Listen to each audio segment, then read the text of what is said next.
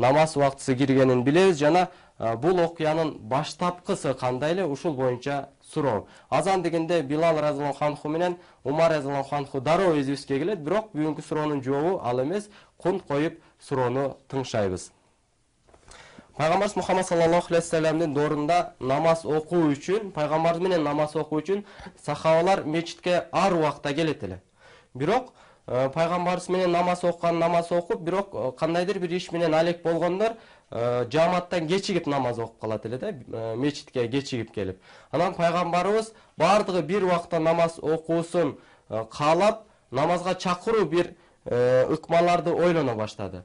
Ошондо ошол убакытта эки сахаба түш көргөн. Анын бирөөсү Умар разияллаху анху эле, бирок ал пайгамбарыбызга түшүн кеч айтып калды.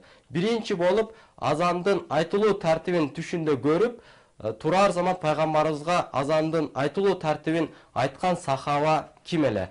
Жана ал сахаба пайгамбарыбыз буйруду, сен ушуну Билал разияллаху анхуга үйрөт, Билал разияллаху анхунун үнү сеникинден бийигирээк деп буйрук бердиле. Демек суроо Пайгамбарыбыз Мухаммад саллаллаху алейхи вассаламга азандын айтылуу тартибин түшүндө көрүп, биринчи болуп жеткизген сахаба ким эле? Ал эми Билал разияллаху анху барып ал сахаба үйрөттү. Билал разияллаху анху азан айтып жатканда Умар ибн Хаттаб пайгамбарга чуркап келди дагы, Аллахка ант, мен дагы ушуну көргөнмүн деди да. Демек суроо берилди, жоопторду 8850 кыска номери аркылуу кабыл алабыз.